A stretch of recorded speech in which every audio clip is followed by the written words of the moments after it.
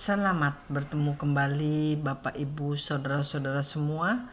Mari kita bersama melihat ayat di Lukas 9 ayat 46 sampai 48. Maka timbullah pertengkaran di antara murid-murid Yesus tentang siapakah yang terbesar di antara mereka. Tetapi Yesus mengetahui pikiran mereka. Karena itu ia mengambil seorang anak kecil dan menempatkannya di sampingnya. Dan berkata kepada mereka, barang siapa menyambut anak ini dalam namaku, ia menyambut aku, dan barang siapa menyambut aku, ia menyambut dia yang mengutus aku. Karena yang terkecil di antara kamu sekalian, dialah yang terbesar. Saudara-saudara, hukum sorgawi jauh lebih besar daripada hukum dunia. Seperti orang yang miskin mempunyai kerajaan surga, demikian juga orang yang berduka cita, yang lemah lembut, yang lapar dan haus, yang murah hati, yang dicela, yang dianiaya, dan yang difitnah, merekalah yang mempunyai kerajaan surga, yang berbahagia dan yang bergembira nantinya. Juga yang bodoh dan yang kurang berhikmat akan dibuat Tuhan Yesus lebih pandai dan lebih berhikmat daripada orang yang menyangka dirinya pandai dan berhikmat.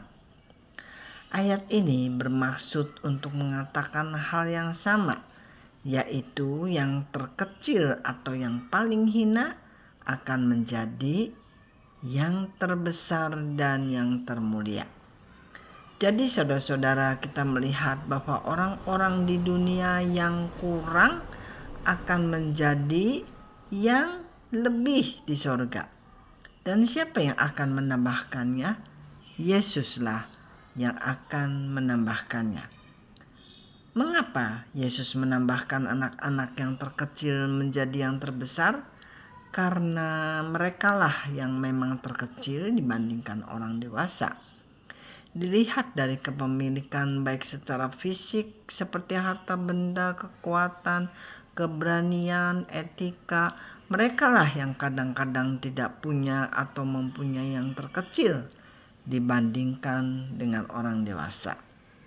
Dilihat dari iman, mereka sebenarnya mempunyai iman terhadap orang tuanya yang sangat besar. Mereka paling percaya kepada orang tuanya dalam segala hal.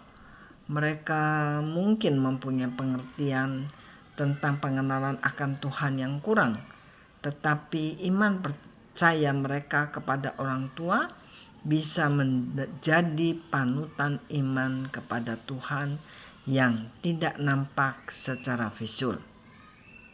Bisa terlihat bila ada mara bahaya tiba, anak kecil akan merasa paling comfort atau terjamin keselamatannya kalau ada di tangan atau pelukan orang tuanya.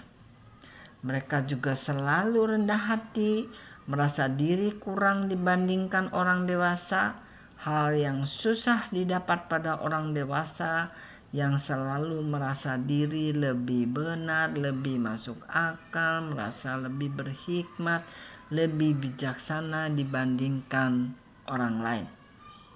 Rasa tidak percaya pada diri sendiri pada mereka juga sangat besar. Mereka merasa bahwa orang dewasa lah yang mempunyai pengalaman hidup yang lebih luas dibandingkan mereka dalam segala hal, dan merasa orang dewasa lebih berani, lebih kuat, lebih kuasa, lebih mempunyai uang daripada mereka.